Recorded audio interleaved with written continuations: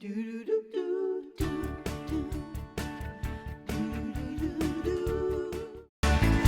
beautiful day here in LA.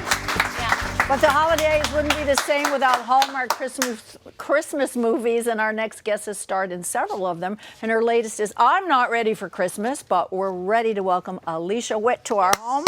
Welcome, Alicia. Well, you grew up watching Hallmark movies as a little girl.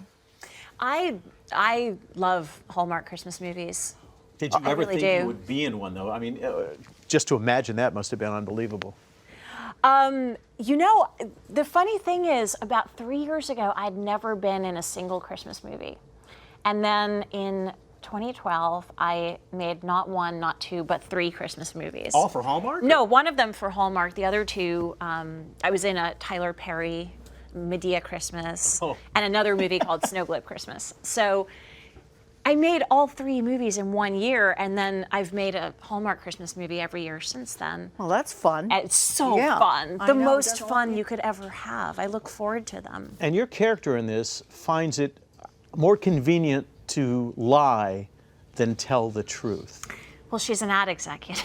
She's an ad executive. That thank you so much. That. Okay. I mean, no, it's white lies. So I think, like many people, some of whom I know, you just sort of get into a pattern where it's easier to fib and not hurt people's feelings and not ruffle any feathers and just tell white lies. And It's not really lying. It's called creative thinking, right? Really? Yeah, a little bit. Oh, no. What drew you to the script in the first place?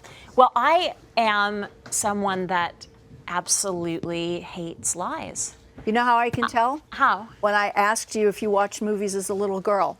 You hesitated because you did not. That's right. Yeah, you gave me. I saw that you hesitated, and you couldn't lie, and you told me the truth. I saw it in your face because you didn't watch it as a little girl. You watched it as an adult because when you were little, they didn't have the the movies that they have now. I love that. I love that you. So you can't lie. picked up on I that. caught her in not lying. That's right. I didn't watch TV at all growing up because I was homeschooled, and my parents. I was allowed to watch Charlie Brown Christmas, and I was allowed to watch The Sound of Music every Thanksgiving. Of course. And then I think I watched Jeopardy and Wheel of Fortune. That was it. So no. Oh, and I Love Lucy was considered okay. Okay, of course. So no it is. TV at all. No If Hallmark had been on then, I wouldn't have known it. That's right, you wouldn't have, so therefore you didn't like. But so tell us a little bit though about your character now. I know that Santa comes and casts a spell on her, so what does he do?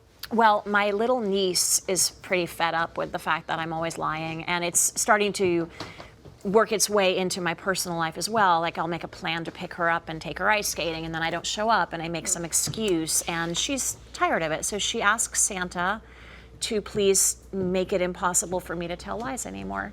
And then one day I wake up and all of a sudden I cannot tell a lie. As innocuous a lie as it may be, I can't do it. Well, we have a clip from it, so let's take a look and see what happens. Okay. Whoa, someone's in a hurry to get to work. And somebody is in a hurry to stick his nose where it doesn't belong.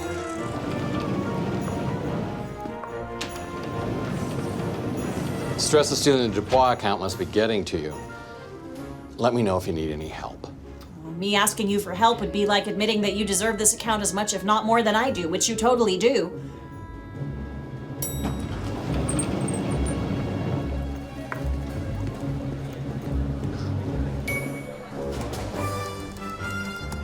Hey, is everything okay? You've been totally holed up in here all day. Is that a yes or a no? That's a no. You know what? I am not okay. I am about as far from okay as you can possibly get. Is there anything I can do to help? Do you have a doctorate in psychiatry that I don't know about? Then no. Very funny. Alicia, do you think it's hard to always tell the truth? I don't find it hard, but some people do. For me, I would rather, if somebody didn't like something I did, or if I hurt their feelings or something, I'd rather someone just come right out and say, you know what, that wasn't cool. And then I could take that like a person and apologize or whatever. I don't like when people tell white lies. It's a real pet peeve of mine. Why, did something happen to you that made you not want to exaggerate or lie? I don't know. I guess I think that I'm pretty intuitive. So if somebody is telling me something that's not straight, I get a really strong sense about it. And yeah, I've had experiences with that. The hard part is with kids. If you have a 4 or 5-year-old child and you know they're not living up to what maybe they should at that point, Yeah. who knows what it could be, sports or drawing or something.